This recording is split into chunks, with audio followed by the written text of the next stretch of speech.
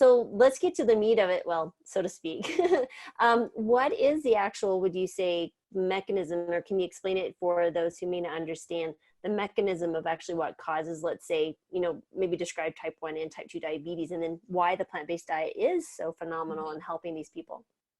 Yeah, this is super exciting. So type 2 diabetes is caused by insulin resistance due to buildup of fat in the muscle and in the liver.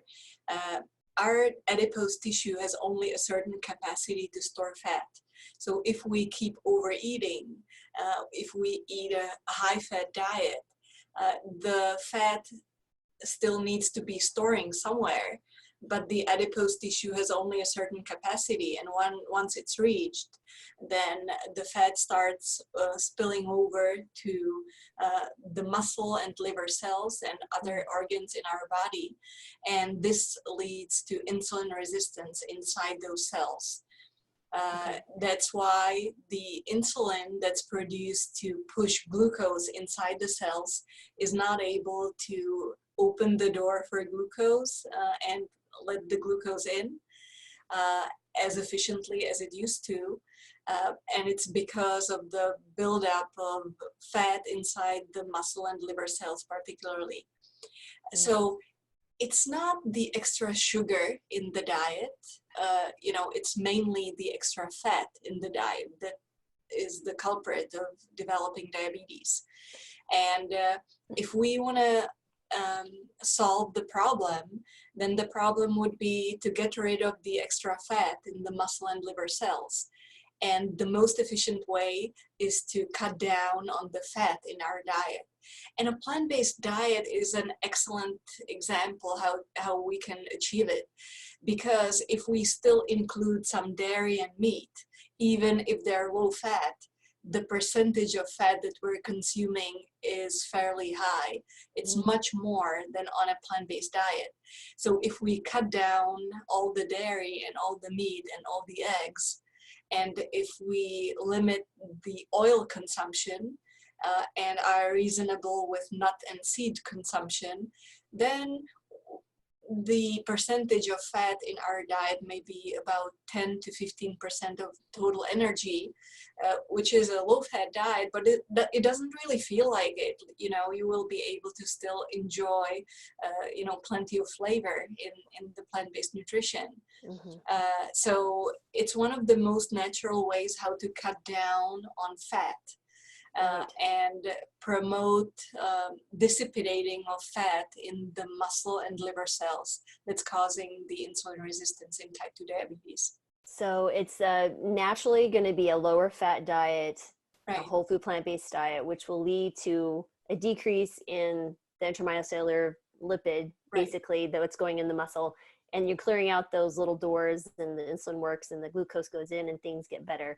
And this happens really, really quickly. At least that's in my experience with patients. Tell me, can you share any stories of like amazing rapid recoveries? I mean, it's amazing. Usually we see changes within a few days, where we need to reduce the medications for people with diabetes so that they don't get hypoglycemic. So it's really amazing.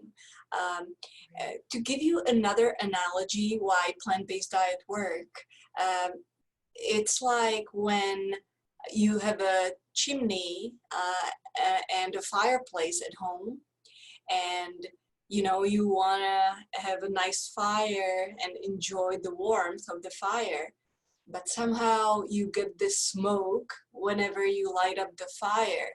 And you're like, what is it? There's so much smoke.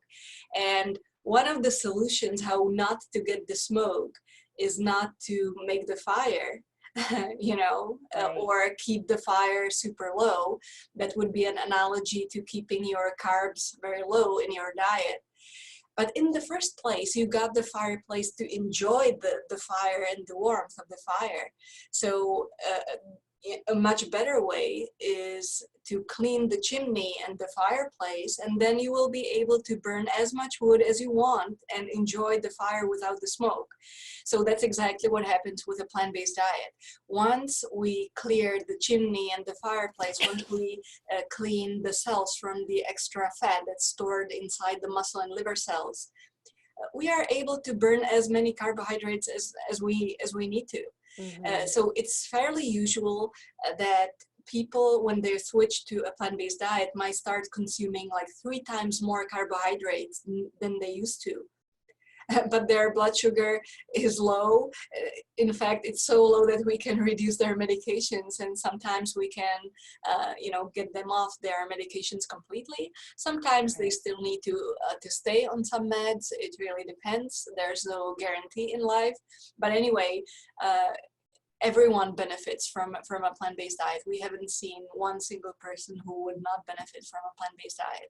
Have you noticed that blood sugars will go up even with certain nut consumption? Like you said, reasonable nut consumption, like avocados as well. What would you consider a reasonable amount for majority of people? So we advise people that they may only use, for example, 1 tablespoon to sprinkle their oatmeal, because in the initial stages, particularly when you need to lose so much weight and when you need to get rid of all the extra fat in your muscle and liver cells, the more you're able to cut down on the fats in your diet, the better. So you don't really need much. And Gotcha. you can still use almond milk because the fat content is super low. It's watered down. So it's not that you cannot consume anything from nuts and seeds, but we just limit the super concentrated foods, and particularly oils. We teach people how to use vegetable broth and soy sauce or just water to saute their onions, and we teach them how to prepare their food without using oil. So eating breakfast and lunch, breakfast being the larger meal, 2 meals a day, helps with weight management. What about blood sugars? Is there any studies as far as blood sugars improving by eating the meals in the morning, larger meals and such as well? I mean, is there significant change even if it's the same meal? Absolutely. Yeah, that's a fascinating study done by Daniela Jakubovic from Israel. She did quite a few studies in people with diabetes, looking at the difference between eating breakfast and skipping breakfast, and the effect on glycemic control throughout the whole day. And she found out that after skipping breakfast, the whole glycemic control is impaired during the whole day. The blood sugar is about 20 to 30% higher after skipping breakfast, which is like contra-intuitive, right? You would expect the glucose, the blood sugar to be lower when you skip breakfast, when you don't eat. But it's the opposite. When you measure 24-hour glucose control in people with diabetes, it's significantly impaired when you skip breakfast. And it's due to impaired insulin signaling, impaired insulin secretion, and also impaired incretin secretion.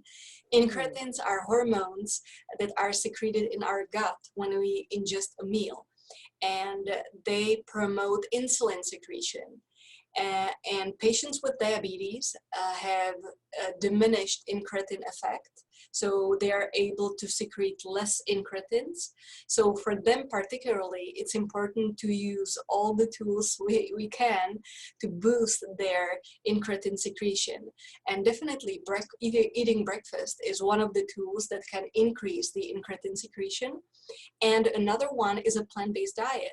We did a study comparing a veggie burger with the same amount of energy and macronutrient content from a meat-based burger.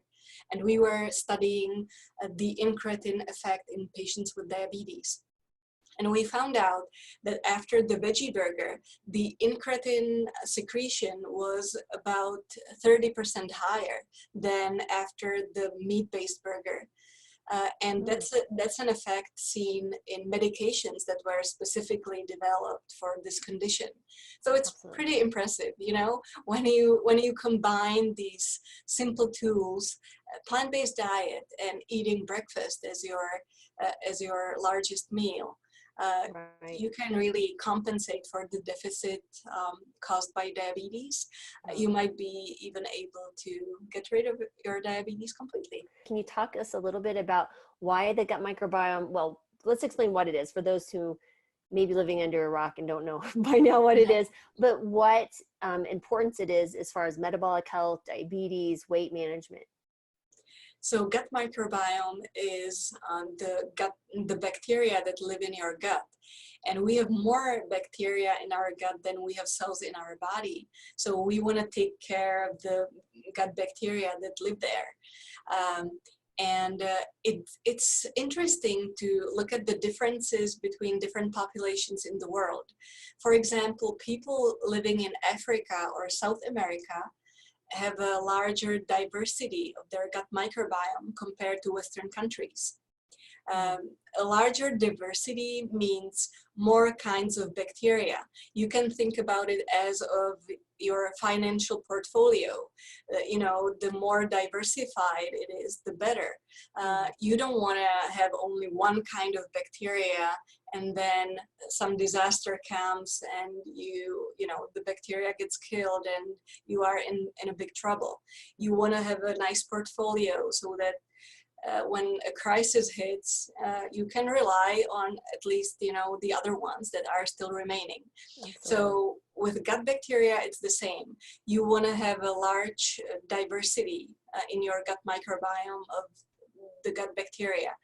And it seems that plant-based eating, people living in Africa and South America, the traditional diets are very much plant-based, and animal foods are very rare because they are for the wealthy. So the diets are very much plant-based. And the diversity of their gut microbiome is much more pronounced than in the Western countries. But it's not only about plant-based diets themselves, it's also about the whole way of living. For example, you know, in Africa, you will grow your own food and you are in more contact with nature, with the soil. You consume some of the bacteria. Whereas in Western countries, we are so obsessed with sanitation that we kill all the bacteria that we can. We are super careful about not consuming any microscopic amounts of dirt. So we get rid of all the bacteria that people, you know, traditionally consume in other parts of the world. Because if you wash veggies only in water and with your hand, there will be some microscopic you know, dirt and bacteria living in the soil, which you will consume, which will diversify your portfolio. So it's not only about eating plant-based foods, it's also about how you grow the foods, how you eat them. So as far as what your recommendation is for the healthy whole food plant-based diet, like what would you say someone should be eating on a regular basis? Timing, is it 6 a.m., 8 a.m.? Like get down to the nitty-gritty detail of what that would be. An ideal meal plan for a day would be only 2 meals a day, breakfast and lunch. The earlier we start eating breakfast and the earlier we finish our meals, the better.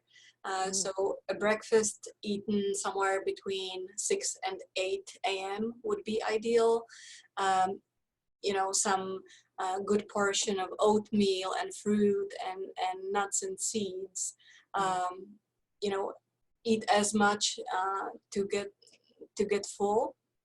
And then lunch eaten around 1 p.m. or so, with grains, legumes, so maybe some beans and rice and vegetables. That would be another healthy meal.